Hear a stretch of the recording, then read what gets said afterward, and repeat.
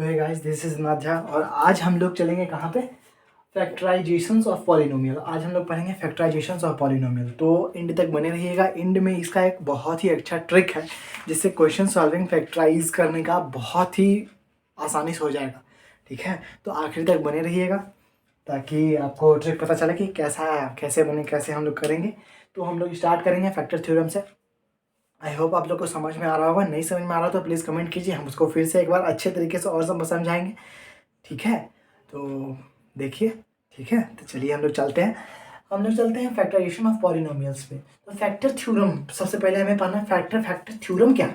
तो इसमें सबसे पहले हमको बता रहा है कि इसको पढ़ने के लिए हम ये उम्मीद कर रहे हैं कि आप इससे पहले वाला लेक्चर देखे होंगे।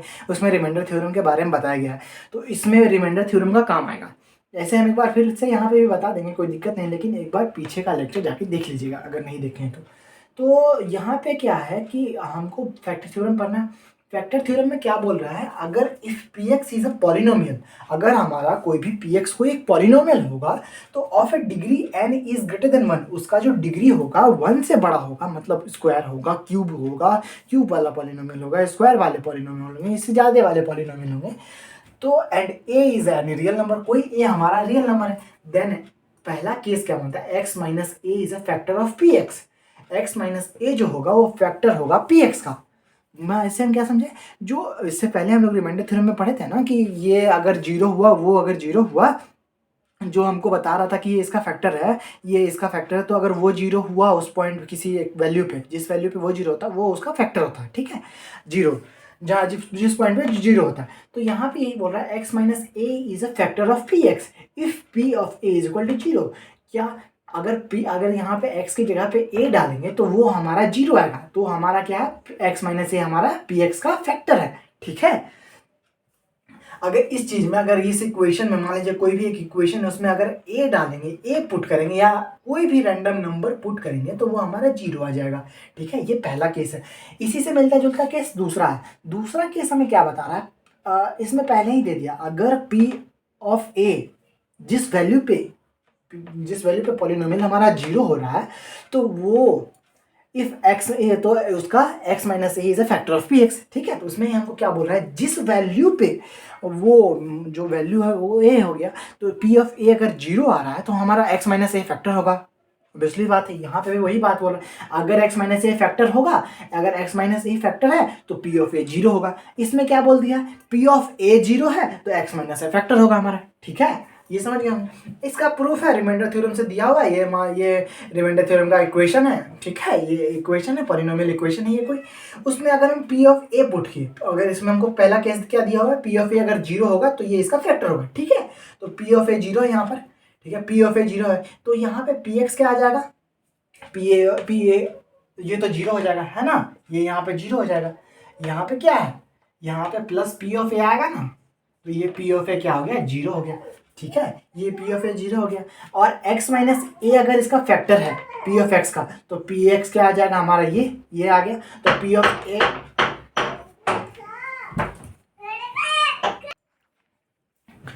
तो यहाँ पे थे हम लोग। ठीक है, पी ऑफ ए जो है हमारा जीरो हो गया। ठीक है, तो then p of x is equal to this, ये हो गया।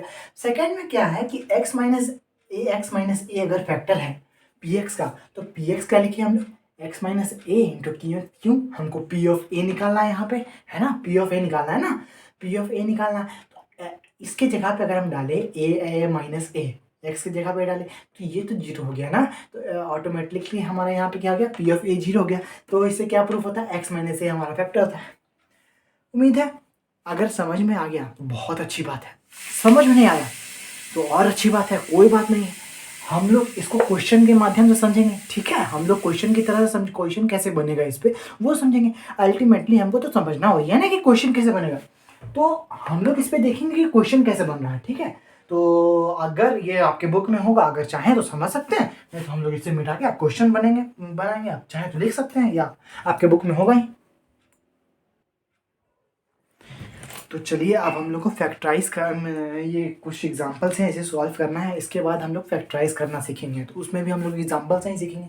पहले उसको छोड़िए, हम लोग यहाँ पे फैक्टराइज करना सीखते हैं।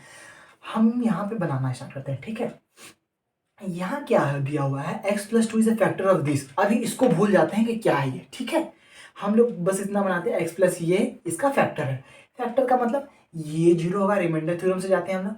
x प्लस टू कहाँ पे जीरो होगा, is equal to zero put कर दीजिए, x is equal to minus two. X का वैल्यू क्या आ गया, माइनस टू। अब हमको देखना है कि ये इसका फैक्टर दिया हुआ है तो ये भी इस वैल्यू पे जीरो होगा। तो हम लोग x क्या, ये हम लोग को कोई क्वाड्रेटिक मान लेते हैं, p of x is equal to x cube, quadratic में क्यूबिक है, 3x square plus 5 of x plus 6। अब यहाँ पे हम लोग x की जगह पे क्या डाल देते हैं, माइनस ऑफ टू डाल देते हैं। x की जगह पे क्या डालते हैं हम लोग,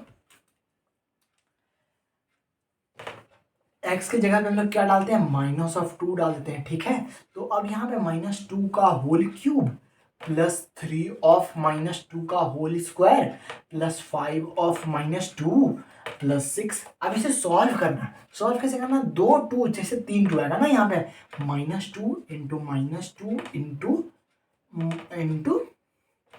माइनस ऑफ टू, फिर प्लस में 3 में ये तो टू दो है, स्क्वायर है तो ये इंटू के 4 हो गया, ठीक है।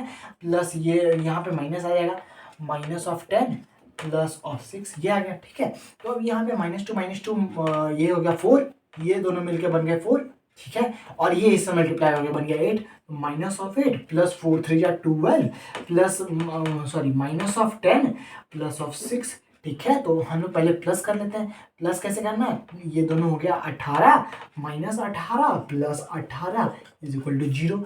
तो ये दोनों 0 हो गया।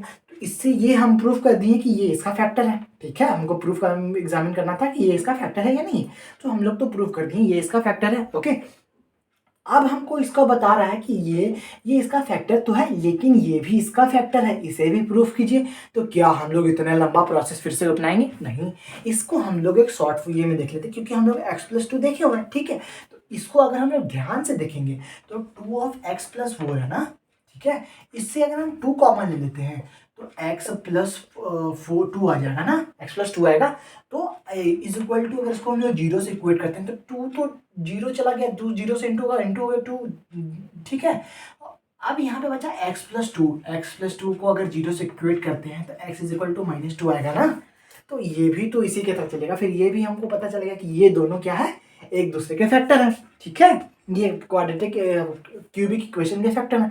अब हम लोग को एक क्वेश्चन वहां दिया हुआ है कि k का वैल्यू निकालना, ओके। अब हम लोग को क्या निकालना है, k का वैल्यू निकालना है, ठीक है। तो अब हम लोग k का वैल्यू निकालेंगे, ठीक है। अब हम लोग सीखेंगे k का वैल्यू कैसे निकालना है।